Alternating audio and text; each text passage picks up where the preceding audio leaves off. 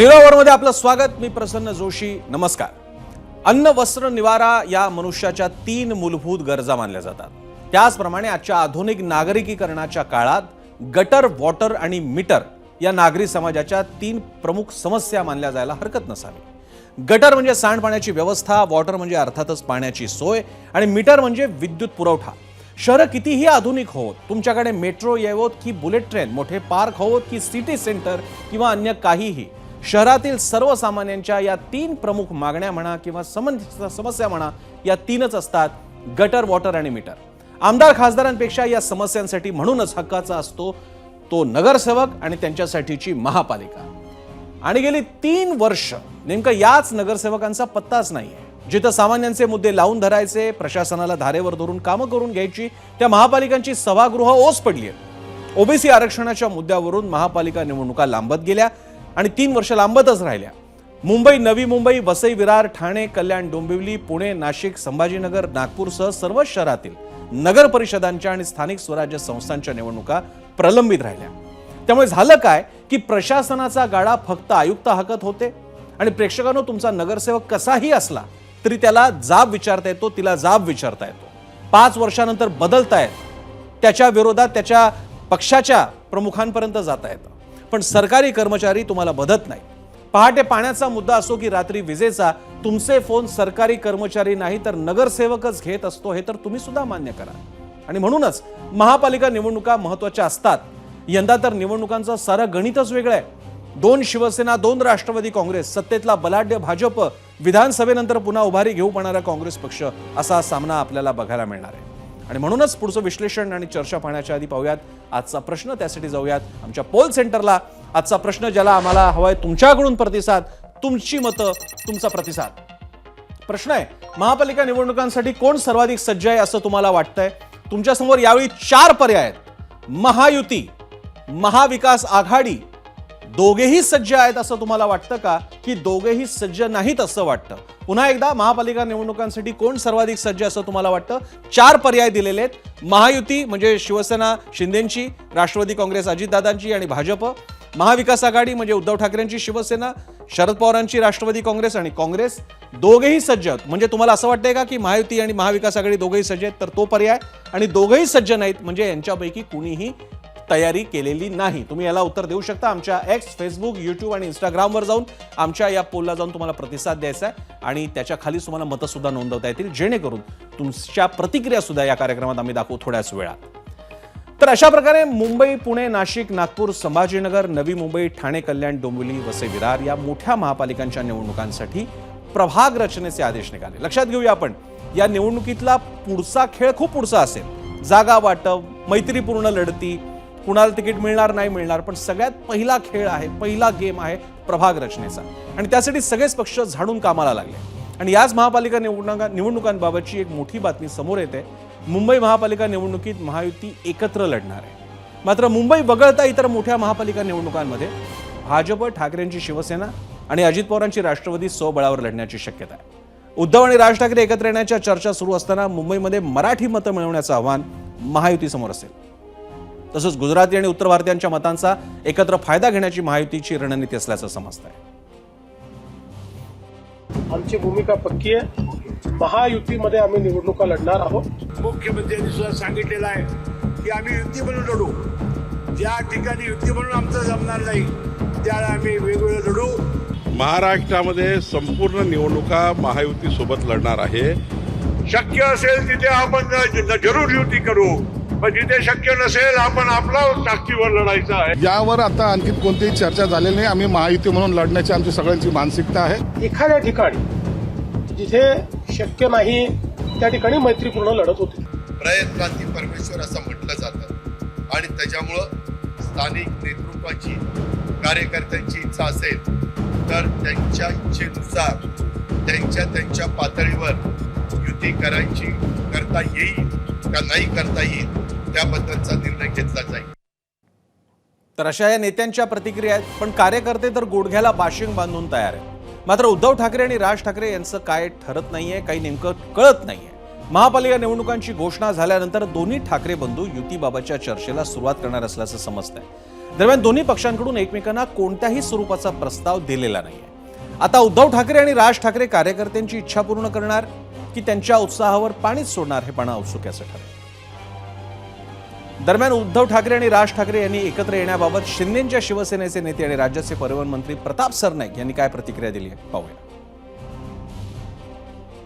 शेवटी हे कुटुंब आहे, भले पवार परिवार असू द्या किंवा ठाकरे परिवार असू द्या, कुटुंब म्हणून ह्यांनी एकत्र यायला हवं असे त्यांची कुटुंबियांची भावना असेल तर निश्चितपणे त्यांनी एकत्र यायला हवं. परंतु शेवटी दोन राजकीय पक्ष जेव्हा एकत्र येतात तेव्हा त्यांना काहीतरी गोष्टी असतात, कारण कुठल्या तरी गोष्टीसाठी ते वेगळे झालेले असतात. 21 वर्षापूर्वी राज ठाकरे वेगळे झाले होते, 2 वर्षापूर्वी अजितदादा वेगळे झाले होते. त्यामुळे वेगळे होण्याचं कारण जर त्यांनी त्या ठिकाणी निष्पन्न झालं की नाही आपण वेगळे होऊन चूक झाली तर ते एकत्र येतील. त्यांना जर असं वाटलं नाही आपण त्यावेळेस चूक नाही केली तर मग एकत्र येणार नाही. त्यामुळे त्यांचा निर्णय हा त्यांनीच घ्यायचा.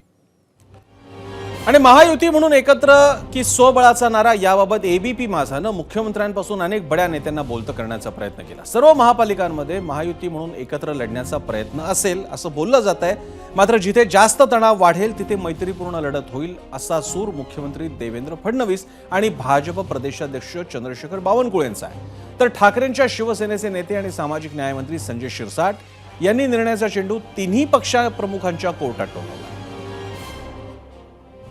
भारतीय जनता पक्षामध्ये अशा प्रकारचा निर्णय करण्याचा अधिकार हा आमचे अध्यक्ष, कार्याध्यक्ष आणि आमचं जे इलेक्शन कमिटी त्यांना आहे. बाकी कोणालाही हा अधिकार नाही. आमची भूमिका पक्की आहे. महायुतीमध्ये आम्ही निवडणुका लढणार आहोत. एखाद्या ठिकाणी जिथे शक्य नाही त्या ठिकाणी मैत्रीपूर्ण लढत होती. महाराष्ट्रामध्ये संपूर्ण निवडणुका महायुती सोबत लढणार आहे, 100% सोबत लढणार आहे असेच आदेश आम्ही पक्षाला दिले आमच्या आणि आमच्या खालच्या कार्यकर्त्यांमध्ये दिलेले आहेत. आमच्या कार्यकर्त्यांचं बोलणं सुरू झालं आहे खालच्या लेवलला आणि एखाद्या वेळी एखाद ठिकाणी समजा फारच वाद उत्पन्न झाला तर त्या ठिकाणी मैत्रीपूर्ण लढू एखाद्या ठिकाणी. बाकी सरसकट युती आहे, महायुती आहे, कुठलाही त्या ठिकाणी संभ्रम बाळगाची गरज नाही. यावर आता आणखी कोणतीही चर्चा झालेली नाही. आम्ही महायुती म्हणून लढण्याची आमची सगळ्यांची मानसिकता आहे. या संदर्भामध्ये देवेंद्र फडणवीस साहेब असतील, एकनाथ शिंदे साहेब असतील किंवा अजितदादा हे बसून निर्णय घेणार आहेत. म्हणून त्या बाबतीमध्ये कोणताही निर्णय आतापर्यंत झालेला नाही. वाद झाला तर आम्ही एकमेकांच्या विरोधात. ते काय बोलले ते मी ऐकलेलं नाही, परंतु आम्ही महायुतीमध्ये लढणार आहोत. त्यामुळे भाजपचा कल स्वबळाचा आहे, म्हणजे ते जाहीरपणे बोलत नसले तरी शिंदेंचं म्हणणं एकत्ररित्या लढवूया. पण महायुतीचा घटक पक्ष असलेल्या अजित पवारांच्या राष्ट्रवादीनं पक्ष मोठा करण्याचं ध्येय डोळ्यासमोर ठेवून कोणता सूर अळवलाय पाहूया. प्रयत्नांती परमेश्वर असं म्हटलं जातं आणि त्याच्यामुळं स्थानिक नेतृत्वाची, कार्यकर्त्यांची इच्छा असेल तर त्यांच्या इच्छेनुसार त्यांच्या पातळीवर युती करता येईल का नाही करता येईल त्याबद्दलचा निर्णय घेतला जाईल. आता आपल्या महानगरपालिका, जिल्हा परिषदा, पंचायत समित्या, नगरपालिकेच्या निवडणुका सुरू होतील. मुख्यमंत्र्यांनी सुद्धा सांगितलेलं आहे की आम्ही युती म्हणून लढू. ज्या ठिकाणी युती म्हणून आमचं जमणार नाही त्याला आम्ही वेगवेगळं लढू. तिन्ही पक्ष एकमेकावर टीका करणार नाहीत, परंतु युतीचा झेंडा कसा लागेल असं आपण प्रयत्न करू. येणाऱ्या या जिल्हा परिषद, आपला पंचायत समिती आणि स्थानिक स्वराज्य संस्थांच्या निवडणुका आहे त्यामध्ये जसं मुश्रीफ साहेबांनी सांगितलं शक्य असेल तिथे आपण जरूर युती करू, पण जिथे शक्य नसेल आपण आपला ताकदीवर लढायचं आहे. पण त्याच्यासाठी आजपासून सगळ्या लोकांनी तयारीत लागावं लागेल.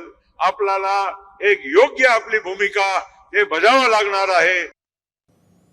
आता ही स्वबळाची भाषा फक्त काँग्रेस, राष्ट्रवादी किंवा शिवसेनेपुरता नाहीये. आपण मगाशी बघितलं भाजपमध्ये सुद्धा असा सूर आहे. आमदार पदाधिकाऱ्यांनी स्वबळाचा सूर अळवलेला आहे. नागपूरमध्ये सुद्धा तो आपल्याला पाहायला मिळतोय. मित्रपक्षांनी आवाजवी मागणी न करता अंथरूण पाहून पाय पसरावेत असा इशारा भाजप आमदार संदीप जोशी यांनी दिलाय. पाहूया. मला असं वाटतं की याच्यामध्ये आमचं उच्चस्थ नेतृत्व जो काय निर्णय घेतील तो निर्णय सर्व पक्षांना मान्य आहे. माननीय मुख्यमंत्री आहे, माननीय दोन्ही उपमुख्यमंत्री आहे, हे जो काय निर्णय घेतील तो निर्णय आम्हा सर्व इथल्या पदाधिकाऱ्यांना मान्य राहील.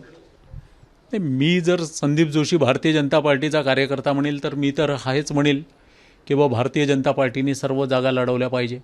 परंतु ज्या वेळेला तुम्ही महायुतीत आहे त्यावेळेला असं काही घडत नसतं. त्यामुळे जे काय वरती ठरवतील तो निर्णय आम्हाला मान्य आहे.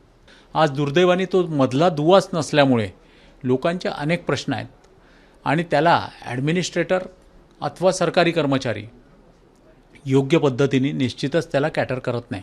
आणि त्यामुळे माननीय मुख्यमंत्र्यांनी अशा सूचना दिल्या की आमदारांनी संपर्क केला पाहिजे, जनसंपर्क कार्यालय त्यांचे असले पाहिजे, त्याच्या माध्यमातून जनतेशी संपर्क आणि जनतेचे कामं जे असतील ते अधिकाऱ्यांपर्यंत घेऊन जाण्याचं काम हे भारतीय जनता पार्टीचे आमदार करीत आहेत. आणि संदीप जोशी थोड्याच वेळा 0 आवरवरती चर्चेत सुद्धा सहभागी होतील. दरम्यान सर्व महापालिकांवर गेली 3 वर्ष प्रशासक राज आहे. एवढ्या वर्षात पालिकेचा कारभार कसा सुरू होता आणि जनतेला कोणकोणत्या समस्यांना तोंड द्यावं लागलं याबाबत आम्ही विविध ठिकाणच्या नागरिकांशी चर्चा केली, त्यांची मतं जाणून घेतली. नागपूरच्या म्हणजे थेट मुख्यमंत्र्यांच्या नागपूरच्या स्थानिकांचं काय म्हणणं आहे पाहूया. जे प्रतिनिधी असतात ते खालपर्यंत पोहोचू शकले नाही आणि प्रशासक हा वरच्या लेवलवरच विचार करतो. त्यामुळे छोटे गटरचं लाईन असेल, पाण्याची समस्या असेल, या पूर्ण करायला तिथला प्रतिनिधीच जरुरी असतो. त्याच्यामुळे खूप साऱ्या अडचणी असतात आणि त्या अडचणी पूर्ण करायला प्रतिनिधीची आवश्यकता असते. या 3 वर्षात प्रचंड तफावत प्रशासक आणि नागरिकांमध्ये झालेली आहे. ये जो प्रतिनिधि अगर रहते तो लोग जनता उन तक अपने सवाल, अपनी जो परेशानी है वो लेके जाती. लेकिन आज ऐसी स्थिति है कि जनता जाए तो जाए किसके पास. और ऐसे 3 साल में आज आप सुरेंद्रगढ़ जैसी एरिया में आप जाके देखो, वहाँ की रोडें खस्ता हालत है, वहाँ के चेंबर खस्ता हालत है.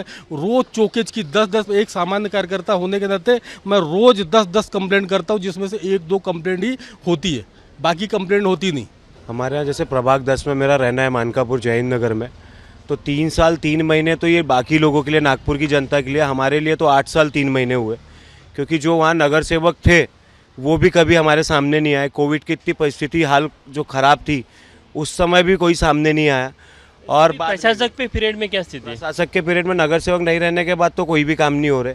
एक हाल फिलहाल आपको एग्जांपल बता दूं कि आप जय हिंद नगर से जब आप पासपोर्ट ऑफिस के लिए जाते हो, सादिकाबाद कॉलोनी चौक पे जहाँ पे डंपिंग यार्ड है, कचरे का डंपिंग यार्ड है, वहाँ से इतना ख़राब है, वातावरण ख़राब है, उससे इतनी गंदगी फैल रही है लोगों के बीच में. इतनी कई बार जाके प्रशासन को इसके खिलाफ हमने कंप्लेंट डाली, कार्रवाई करी है, उसको हटवाइए, कोई कार्रवाई नहीं है. नगर सेवक के पास जाओ तो हम तो है ही नहीं, और जब 5 साल थे तो भी कोई काम नहीं था. तो प्रभाग 10 के तो वैसे ही हाल ख़राब. तर लोकांच्या या प्रतिक्रिया आहेत आणि थोडाफार फरक सोडला, शहराची नावं जर का बदलली तर याच समस्या तुम्हाला पुण्यात दिसतील, नागपूरमधल्याच या समस्या तुम्हाला नवी मुंबईत दिसतील, मुंबईत दिसतील. गटर, वॉटर मीटर, खड्डे, रस्त्याचे अपुरा वीज पुरवठा, अशुद्ध पाणी पुरवठा, याच्या पलीकडे शहरांमध्ये असतात तरी कोणत्या समस्या, आणि न नेलेला कचरा हाही असाच. जवळपास 3 वर्षांनी होणाऱ्या या महापालिका निवडणुका मिनी विधानसभा निवडणुका म्हणतात ते उगाच नाही. 50 लाख ते 1 कोटींच्या घरात लोकसंख्या असलेल्या शहरातील या निवडणुका राज्याचा कलही ठरवणार. महत्त्वाच्या शहरातील प्रभागांची संख्या जरी पाहिली तरी लक्षात येईल की या निवडणुका किती महत्त्वाच्या. ते पाहण्यासाठी आपण जाऊयात मीडिया सेंटरला आणि पाहूयात कशा आहेत या प्रभाग संख्या. मुंबईत आहेत 227 प्रभाग, ठाण्यामध्ये 131, नवी मुंबई 111, कल्याण डोंबिवली 122 प्रभाग, पनवेल 78, वसई विरार 115. हा सगळा रिजन प्रदेश म्हणून जवळपास 1.25 कोटीची लोकसंख्या आहे. मीरा भाईंदर 95 प्रभाग, नागपूर 151, पुणे 162, पिंपरी चिंचवड 128, छत्रपती संभाजीनगर 115, कोल्हापूर 81 प्रभाग.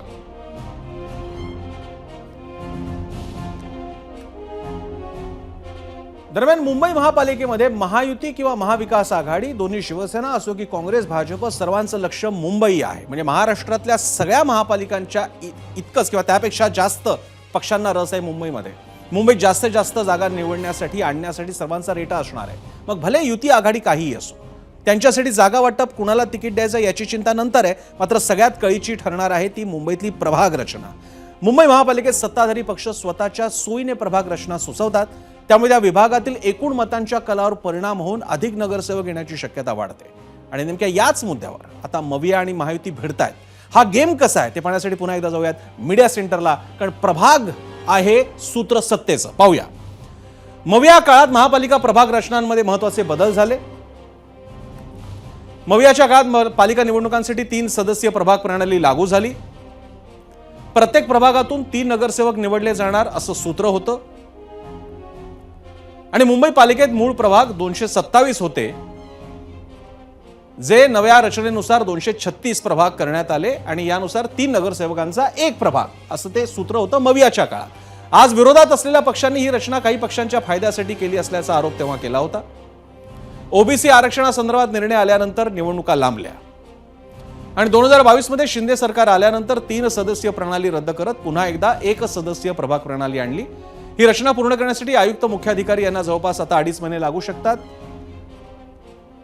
आयुक्त मुख्याधिकारी प्रभाग रचना निवडणूक आयोगाकडे पाठवतील, नंतर अंतिम निश्चिती होईल आणि आरक्षणाची सोडत या संदर्भात काढली जाईल।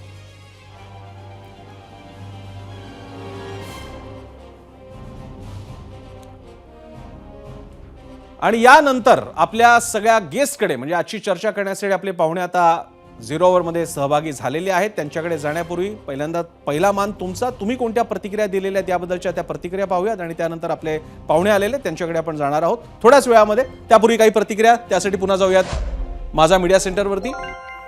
युट्यूबला लिहितात सोपान सपकाळ, महाविकास आघाडीचे तयार असून सर्वात जास्त जागा मवियाच्याच निवडून येतील। मवियाबद्दलची एक आशादायी कमेंट।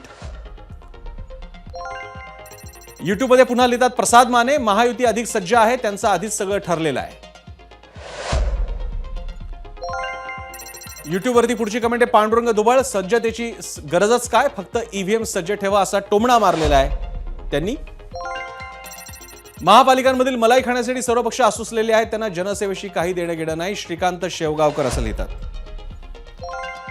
युट्यूबवरची अमोल जाधवची कमेंट आहे सज्ज तर सगळेच आहेत, परंतु ईव्हीएम मध्ये घोटाळा नाही ना झाला, हे महत्वाचं आहे, एक प्रकारे टिप्पणी केलेली आहे। युट्यूबवरची आणखी एक कमेंट आहे समर्थ यांची, महाविकास आघाडी माती खाणार। इरफान गडकरी लिहितात गुजरातला विकास प्रकल्प देण्यासाठी महायुती सज्ज। तर अभिजित कुर्डे लिहितात मतदान बॅलेट पेपरवर घ्या, मग खरं समोर येईल, कारण हा मुद्दा ईव्हीएमचा आपल्याला कल्पना आहे, गेल्या निवडणुकांमध्ये गाजला होता। सुहास जामदार लिहितात युट्यूबवर नेहमीप्रमाणे मतदार राजा निद्रिस्त आहे, एका मतासाठी किती मिळतील याचा विचार करण्यासाठी तो लवकरच जागा होईल। ही अतिशय गंभीर कमेंट आहे आणि लोकांनी याचा विचार करावा असं खरंच प्रकार घडत असतील तर। एक्स अकाउंटवर एबीपी माझाच्या मनीष लिहितात महाराष्ट्र नवनिर्माण सेना अधिक उद्धव बाळासाहेब ठाकरे यांची शिवसेना असे हे सज्ज आहेत असं त्यांना वाटतं। विराज लिहितात सज्ज राहण्यासाठी गरज जनतेला अधिक आहे, हा पण अतिशय एक चांगला आणि वेगळा मुद्दा। फेसबुकवर सचिन कनोजिया लिहितात उद्धव ठाकरे सर्वाधिक सज्ज आहेत, त्यांना काहीही करून मुंबई हातातून जाऊ द्यायची नाही, हा मुद्दा बरोबर आहे, कारण संपूर्ण आता राजकारण शिवसेनेचं त्यावर अवलंबून आहे। आणि यानंतर आपण जाणार आहोत माझा गेस्ट सेंटरला, जिथे आपल्यासोबत पाहुणे आहेत। मी पहिल्यांदा सगळ्यांची ओळख करून देईन। आपल्यासोबत आहेत किशोरी पेडणेकर, शिवसेना उद्धव बाळासाहेब ठाकरे पक्षाच्या प्रवक्त्या, शायना एनसी ज्या आता शिंदेच्या शिवसेनेच्या नेते आणि प्रवक्त्या आहेत, संदीप देशपांडे महाराष्ट्र नवनिर्माण सेनेचे नेते आणि प्रवक्ते, संदीप जोशी भाजपचे आमदार। आणि संदीप जोशींची ओळख यासाठी जेव्हा मागच्या खेपेस 2.5 वर्षाचं सरकार आलं होतं आणि देवेंद्र फडणवीसांना मुख्यमंत्रीपद मिळालं नव्हतं, तेव्हा आपली जाहीर भावना स्पष्टपणे व्यक्त करणारे पहिले भाजपीय व्यक्ती होते ते संदीप जोशी।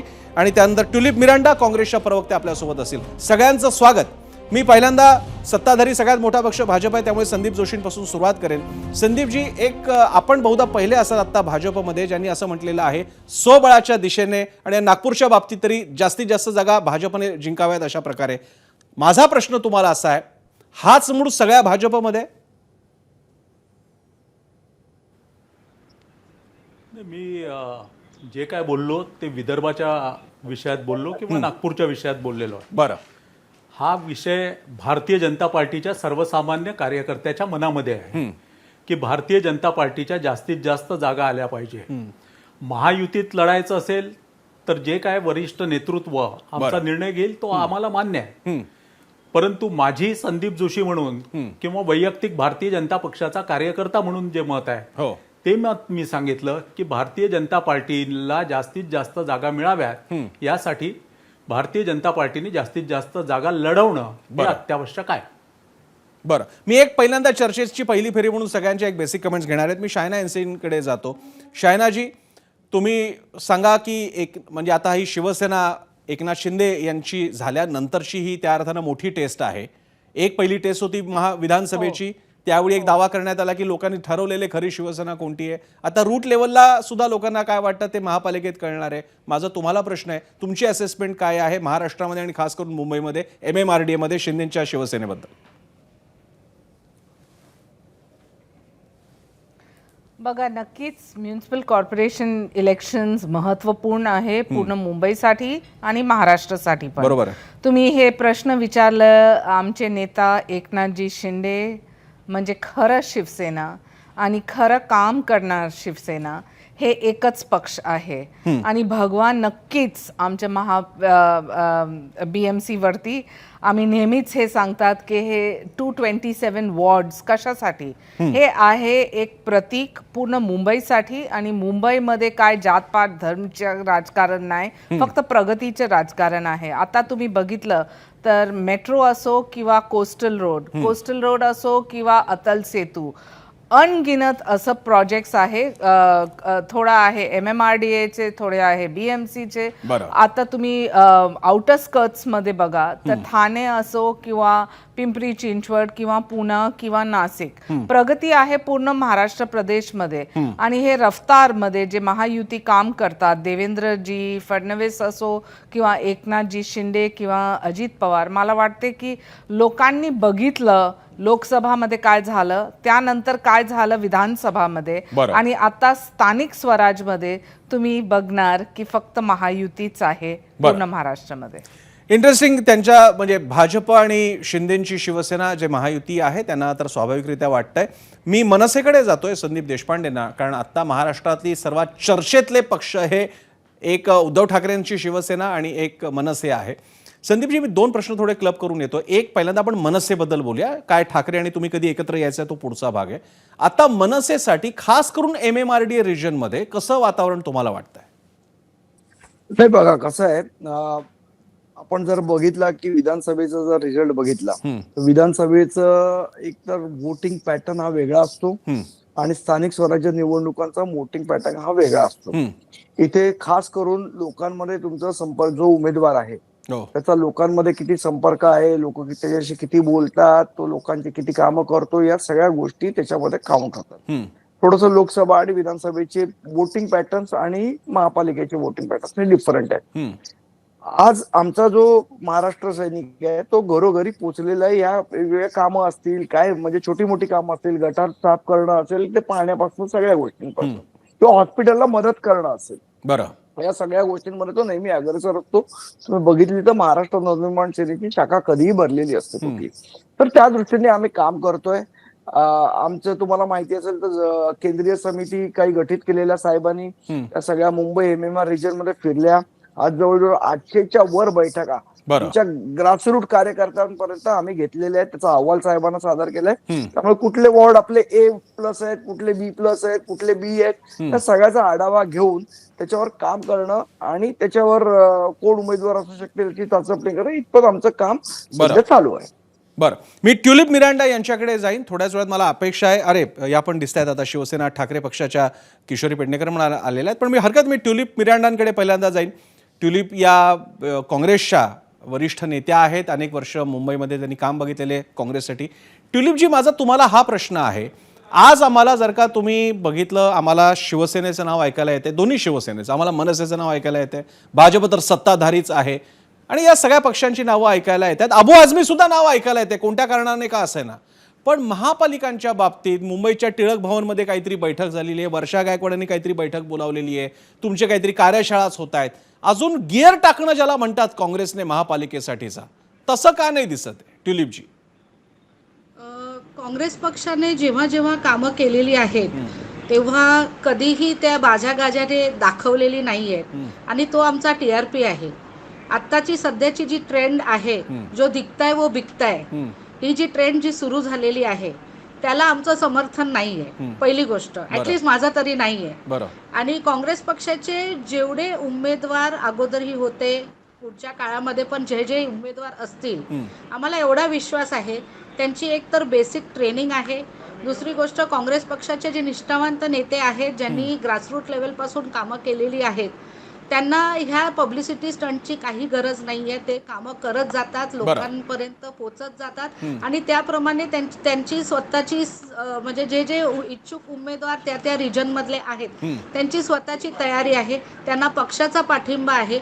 वारंवार जे कार्यक्रम होतात ते हायकमांड लेवलवरती असो, ते आमच्या प्रेसिडेंट मुंबईच्या वर्षाताई गायकवाड आहेत, धडाडीच्या नेत्या आहेत, धारावीमध्ये त्यांचं काम सगळ्यांना म्हणजे बघून आलेलंच आहे. करोना काळामध्ये जे काम केलेलं आहे ते तर जगप्रसिद्ध आहे त्यांचं आणि तीच आम्हाला एक शिक्षा त्यांच्याकडून मिळत आहे की कशाप्रमाणे तळागाळापर्यंत पोहोचून प्रत्येक कार्यकर्त्यांनी काम करावं आणि ते कार्यशैली जी आमची आहे ती आम्ही चालू केलेली आहे आणि त्याचा जो रिझल्ट आहे ते येणाऱ्या इलेक्शनमध्ये आपल्याला दिसेलच. ठीक आहे, मी ट्युलिपची त्याबद्दलचे बाकीचे काही प्रश्न घेऊन येईनच तुमच्याकडे की त्यासाठी मुळात किती जागा लढवायच्या हा मुद्दा असला पाहिजे, तो फॉर्म्युला असला पाहिजे. इथे एकतर शिवसेनेबरोबर ते ठरलेलं नाहीये, शिवसेना मनसेसोबत जायचा विचार करते. मी आता जातो किशोरी पेडणेकर यांच्याकडे. किशोरीजी, आपला प्रश्न हा चालू आहे. मी आता पहिल्यांदा सगळे आपले जे मान्यवर आहेत, तुम्ही सगळे सहभागी झालेला, त्यांच्याकडून एक पहिल्यांदा बेसिक प्रतिक्रिया घेतोय. माझा आपल्याला प्रश्न आहे, वैशिष्ट्यपूर्ण आहे आणि शिवसेना उद्धव बाळासाहेब ठाकरे पक्षासाठी तरी मुंबई आणि MMRD मध्ये सत्ता आणणं, मुंबईत सत्ता आणणं हे अगदी आता प्रचंड महत्त्वाचं काम बनलेलं आहे. तुम्ही वातावरणाचा अंदाज कसा घेताय? म्हणजे आता सध्या जे जाहिरातीमध्ये एक वाक्य येतं, हवा चल रही है, तशी काय हवा चालली आहे मुंबईमध्ये? नक्की हवा चल रही है, पण ती हवा महायुतीची चल रही आहे वेगळ्या पद्धतीने. बरं, यांची 3 तोंड 3 बाजूनी बोलतायत आणि लोकांना ते आता कळून चुकलेलं आहे की भास आणि आभास हा काय असतो. त्यामुळे मुंबईकर फार हुशार आहेत आणि मुंबईकरांच्या सगळ्यांनाच वाटत असतं की आम्ही सेवेत आहोत, आम्ही सेवेत आहोत. हे बरोबर आहे, पण सेवेत असताना जो मतदार आहे, ज्या मतदाराबरोबर अगदी आत्ताच आपण हे जरी धरलं की गेल्या विधानसभेचं, लोकसभेला तर 400 पारचा आपण घोडा अडवला सगळ्यांनी अख्ख्या देशात आणि जास्त तो महाराष्ट्रात. बरं, पण आमच्याकडनं 2022ला ज्या पद्धतीने आमच्या पक्षाशी जे काही झालं, ज्याला गद्दारी असं लोक म्हणतात, त्या पद्धतीने आमच्याकडनं सगळं तुम्ही काढून घेतली. अगदी ज्याला कवच कुंडाला म्हणतात, ती कवच कुंडाला सगळी तुम्ही घेतली. बरं, तरी आम्ही लढलो. म्हणजे आता कारण सांगताना काही जण असं सांगतायत की आम्ही 80 लढलो, 60 निवडून आणलो. अरे 80 लढलात, 60 निवडून आणलात, त्यातले 30 तर भाजपाचेच तर होते.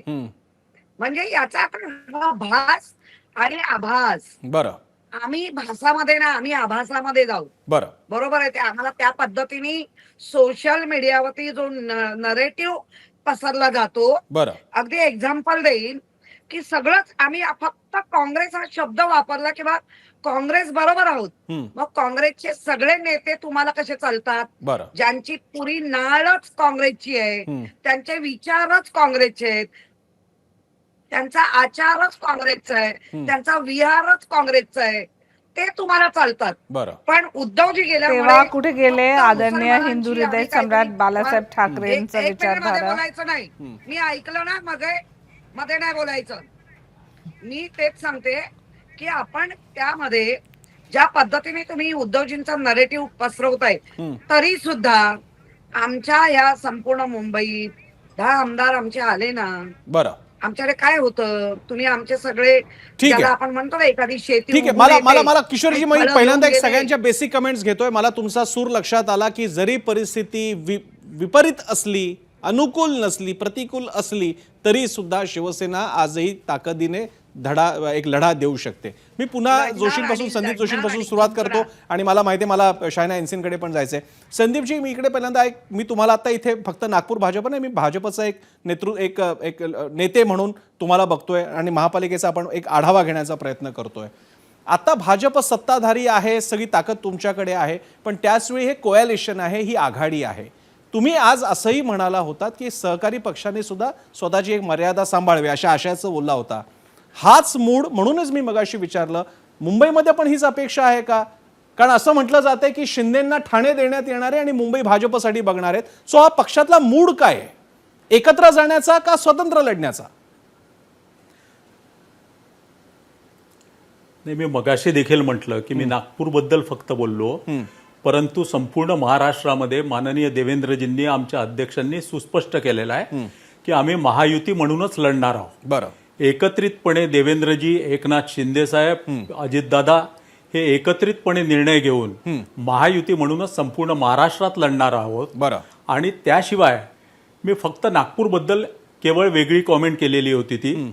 बाकी ठिकाणी आमची इच्छा जी आहे ती संपूर्ण महायुती म्हणून लढायची संपूर्ण महाराष्ट्रामध्ये. बरं. आणि पुन्हा एकदा महायुती या स्थानिक स्वराज्य संस्थांमध्ये देखील निश्चितपणे सत्तेवरती येतील याकरता आम्ही सारे मिळून प्रयत्नरत आहोत. नाही, मी संदीपजी, मी हा प्रश्न का विचारल्याचा एक लॉजिक सांगतो. तुम्ही, मला कल्पना आहे तुम्ही प्रामुख्याने नागपूर आणि विदर्भाबद्दल बोलताय, पण मी तुम्हाला आपण एक पुण्याचं उदाहरण घेऊया.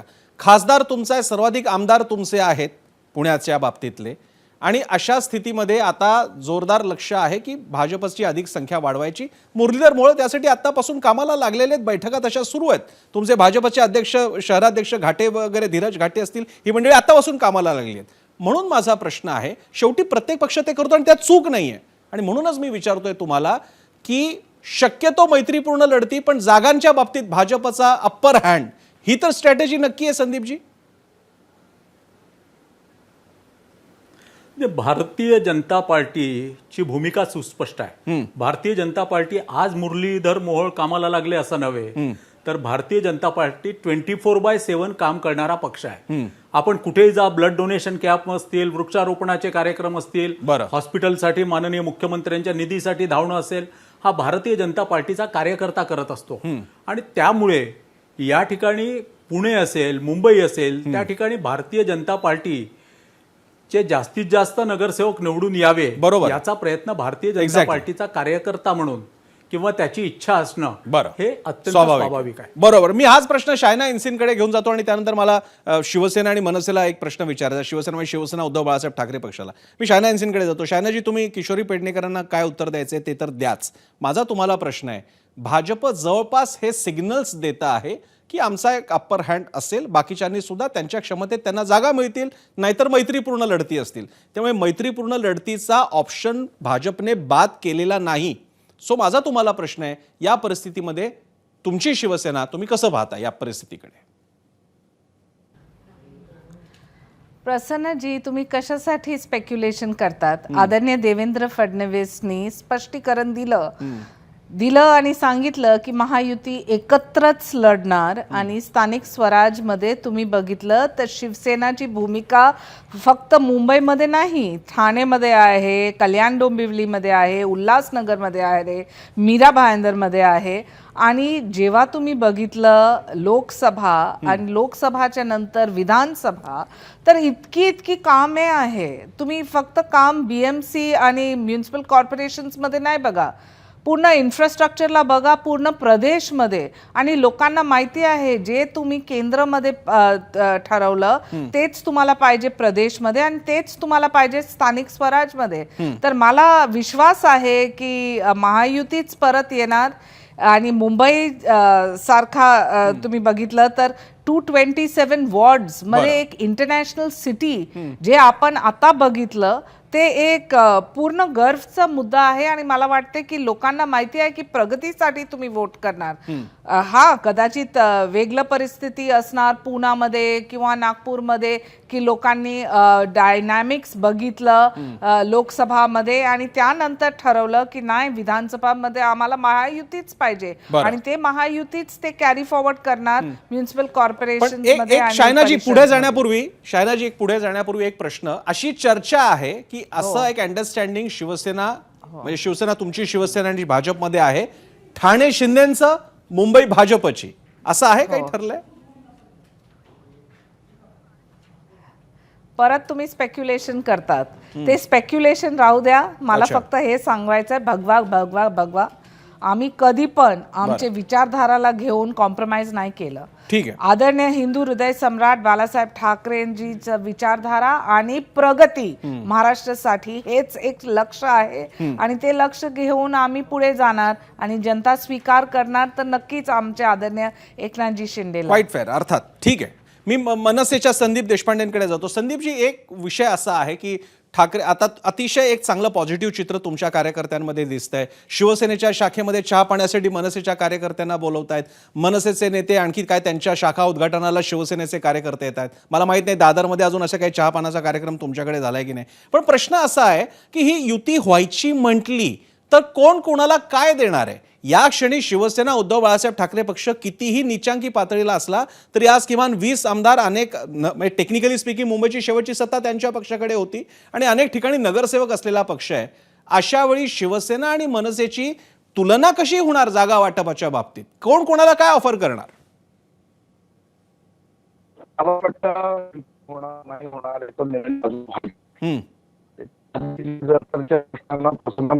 बरं, एक महाराष्ट्र एवढं की आमची महानगरपालिकेची विधानसभा चालू झालेली आहे. तुम्हाला समितीच्या केंद्रीय समितीची स्थापना झाली. मुंबईमध्ये काही निर्माण केली गेली. त्याच्यामध्ये शहराध्यक्ष, बाकी 3 उपशहर आणि त्याच्या मुंबई महापालिकेच्या दृष्टीने तयारी करण्याच्या दृष्टीने निर्माण केली.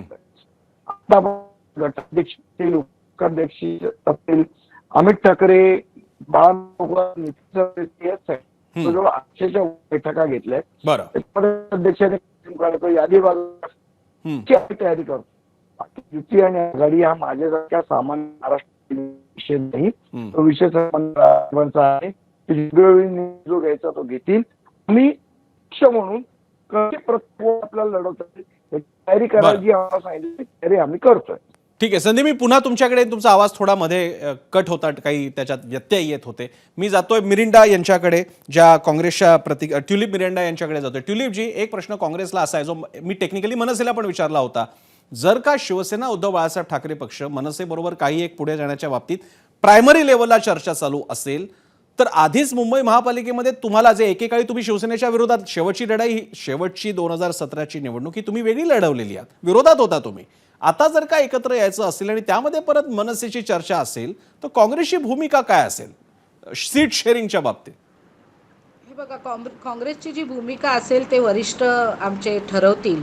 पण एक नक्की आहे की आमची जी आयडिओलॉजी आहे ती आम्ही आयडिओलॉजी बदलणार नाही. आज एवढी वर्ष शिवसेना भाजपने ह्या महानगरपालिकेवरती राज्य केलेलं आहे, या महानगरपालिका चालवलेली आहे. मला शायना एनसीला पण हे सांगायचं आहे, त्यांच्या वक्तव्यावरती मला एक टिप्पणी करायची आहे.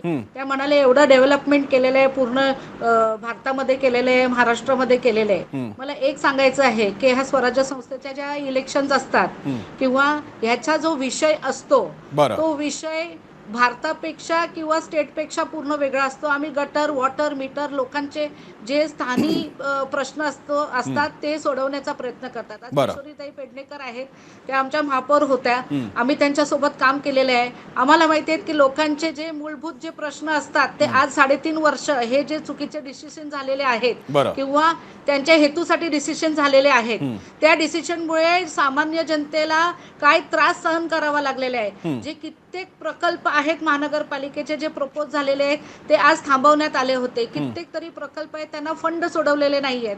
तर हे जे मूलभूत जे प्रश्न आहेत ते ह्या निवडणुकीमध्ये, यांच्या निकालामध्ये आपल्याला सगळ्यांनाच माहीत पडेल की लोकांची भूमिका काय आहे, लोकांच्या मनामध्ये काय आहे. आणि हे इलेक्शन आपण स्टेट किंवा सेंट्रल इलेक्शन कडून जोडू शकत नाही. कारण काय, सामान्य माणसाचे जे प्रश्न असतात ते तळागाळातले असतात आणि त्यांच्या जिव्हाळ्याचे प्रश्न असतात, त्याच्याशी पक्षाचा काही संबंध येत नाही.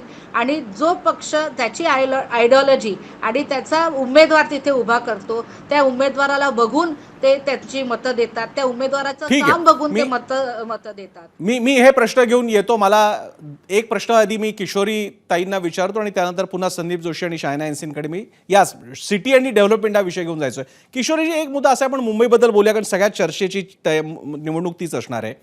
भाजपने म्हणजे या आताच्या सरकारने आणलेला अटल सेतू काय, कोस्टल रोड काय, मेट्रोचे विविध सुरू केलेले टप्पे काय, असे अनेक गोष्टी ते पुढे घेऊन जाणार.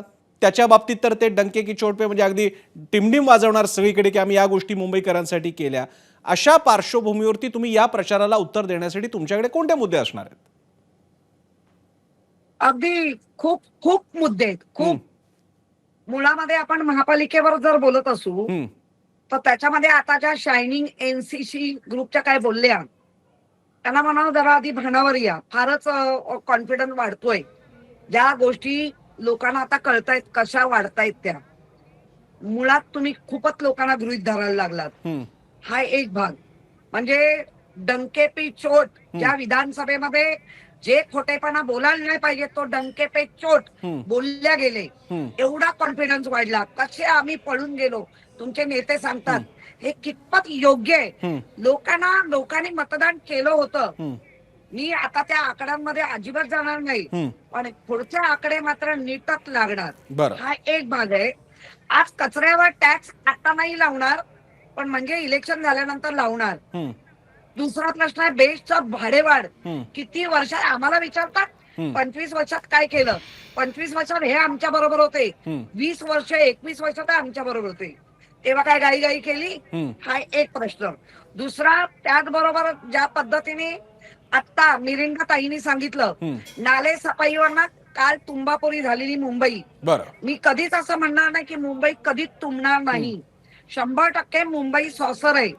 पण 2021-22 ला जर त्या तुलनेने पाहिलं तर जे आदित्य ठाकरेंनी काम केलं ग्राउंडच्या अंडरग्राऊंड टाक्या वगैरे, हे मुंबईकरांसाठी खूप अपेक्षित काम होतं. आताही आम्ही सांगते की आरोग्य सेवाचा तर पार बोजवारा उडालाय. ठीक आहे, शायना यांना याचं उत्तर विचारूयात. शायनाजी. नाही 2 मिनिटं मला पहिलं सांगू दे. शायनिंग एनसी काही बोलतील. स्टॉप वॉटरचा कधीच सफाया अजूनही झालेल्या नाही, ड्रेनेजच्या सफाया झालेल्या नाहीत. स्कूलच्या मुलांना गेल्या वर्षी स्कूल युनिफॉर्म मिळाला नाही. कुठे गेलं तुमचं बजेट? ठीक आहे, आपण विचारूयात. मी किशोरीजी तुमचाच प्रश्न विचारतोय. कुठे नेले? चला शायना एनसी. शायनाजी बोला. बघा, काम बद्दल काय कमी नाही, बल्कि इतकी जास्त काम झाले. तुम्ही बघा BMCचे इंटरनल रोड डेव्हलपमेंट प्रोजेक्ट किती झाले ऑलरेडी. 400 kilometre internal roads.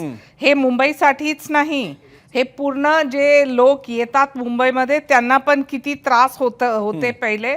आणि किती कॉन्क्रीट रोड्स असो, स्टॉर्म वॉटर ड्रेन्स असो, स्मार्ट फीचर्स, इम्प्रूव्ह लाइटिंग आहे, ट्रॅफिक सिग्नल्स, रोड सायनेज, हे सगळं जे पेडेस्ट्रियन फ्रेंडली क्रॉसिंग्स, 820 असे ब्युटिफिकेशन प्रोजेक्ट्स, हेरिटेज रिकॉन्झर्वेशन, एस्टिमेट्स एक प्रोजेक्टचे 6,000 करोड, जे रिपेअर्स. आणि मला सांगा, तुम्ही होते तेव्हा नेहमीच आम्हाला रस्त्यामध्ये इतकी त्रास आणि तेव्हा कोणी नाही हे प्रश्न विचारले का की मुंबईकरसाठी काय कंप्लीशन टाइमलाइन्स चे तुम्ही बघा. 2025 आम्ही सांगितलं 2025 मध्ये मेजॉरिटी वर्क झाले, संपलं. कोऑर्डिनेशन तुम्ही बघा, युटिलिटी एजन्सीजचे, शिफ्टिंग ऑफ अंडरग्राउंड केबल्स, काही कामांची यादी आता वाचून दाखवलेली आहे शायना यांनी. मला आश्चर्याचं वाटतं, संदीप देशपांडे, किशोरी पेडणेकर त्यांची लढत करत असताना शेवटी हा प्रश्न भाजपच्या कामांची यादी वर्सेस काय शिवसेनेने काय केलं, हा मुद्दा आता जेव्हा चर्चेला येईल तेव्हा भाजप आपली जेव्हा यादी वाचून दाखवेल, आता जशा शायना एनसी वाचून दाखवतात, संदीपजी तुम्हाला पण तर उत्तर द्यावं लागेल किंवा त्याला कॉन्ट्राडिक्ट करावं लागेल मनसेला. नाही, मुळात असं आहे की गेल्या 25 वर्षात काय काम झालं किंवा काय काम झालं नाही याच्यामध्ये प्रसन्न 5 मिनिटात चर्चा होऊच शकत नाही. बरं, कारण नाले सफाईचा विषय म्हणजे मला गंमत ही वाटते की आज जे म्हणतायत की मुंबई तुंबली, इथं गेले 25 वर्ष तुंबते मुंबई, आज पहिल्यांदा नाही तुंबली. 25 वर्षात ज्या पद्धतीने काम व्हायला पाहिजे होतं त्या पद्धतीने झालं नाही. मग या 3.5 वर्षात झालं का? तर या 3.5 वर्षात पण झालं नाही. अतिशय स्पष्टपणे सांगतो, ज्या पद्धतीचं काम व्हायला पाहिजे होतं गेल्या 3.5 वर्षात तर प्रशासन एवढं माजलेलं आहे म्हणजे कुठलंच काम लोकांना वॉर्ड ऑफिसर भेटतही नाही. 3.5 वर्षात नगरसेवक नसल्यामुळे प्रशासनावर कुठलाही कंट्रोल उरलेला नाही. मनमानी कारभार चालू आहे, वाटेल तसं चालू आहे. आज म्हणजे मध्ये तुम्हाला माहिती असेल तर इंजिनिअरिंगची जी प्रमोशनच्या परीक्षा तर त्याच्यात पण घोटाळा केला महानगरपालिकेने. एवढा घोटाळा या महानगरपालिकेत चालू आहे. बरं, तो आज या 3.5 वर्षातच चालू आहे का? तर नाही, त्याच्या आधी पण चालू होता.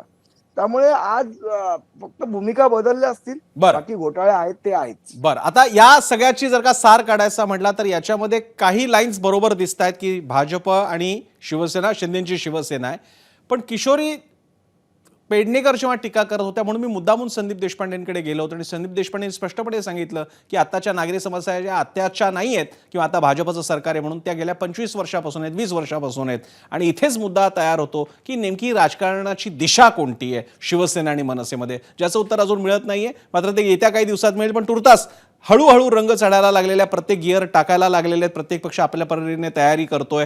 याचे काय परिणाम होणार ते आगामी काळामध्ये एबीपी माझाच्या महापालिकांवरच्या निवडणुकांच्या सगळ्या कव्हरेजमध्ये तुम्हाला पाहायला मिळणार आहेत. आता तुर्तास आपण सगळ्यांचे आभार म्हणूया. संदीपजी तुमचे आभार, शायनाजी तुमचे, किशोरी पेडणेकर, त्याचप्रमाणे ट्युलिप मिरांडाजी आणि संदीप देशपांडे तुमच्या सगळ्यांचे आभार. शेवटच्या टप्प्यात नेहमीप्रमाणे आपण जाणार आहोत आपल्या पोल सेंटरवर. आजचा प्रश्न आणि त्याला तुम्ही दिलेला प्रतिसाद कसा आहे तो पाहणार आहोत. त्यासाठी जाऊयात पोल सेंटरला. आजचा प्रश्न होता, महापालिका निवडणुकांसाठी कोण सर्वाधिक सज्ज आहे असं आपल्याला वाटतं? एकूण 22,000 आम्हाला कौल प्राप्त झाले सोशल मीडियावर. महायुती सज्ज आहे असं वाटतंय 39% लोकांना. 46% सर्वाधिक मतं पडलेली आहेत. महाविकास आघाडी सज्ज आहे असं वाटतंय. 8% लोकांना वाटतंय की दोघेही सज्ज आहेत, तर 7% लोकांना वाटतंय दोघेही सज्ज नाही. तुमच्या या कौल, तुमच्या या मतप्रदर्शनाचा आदर करून पुढे जाऊयात आजच्या या कार्यक्रमात, म्हणजेच 0 Hour मध्ये इथे थांबण्यापूर्वी. एबीपी माझा, उघडा डोळे बघा नीट.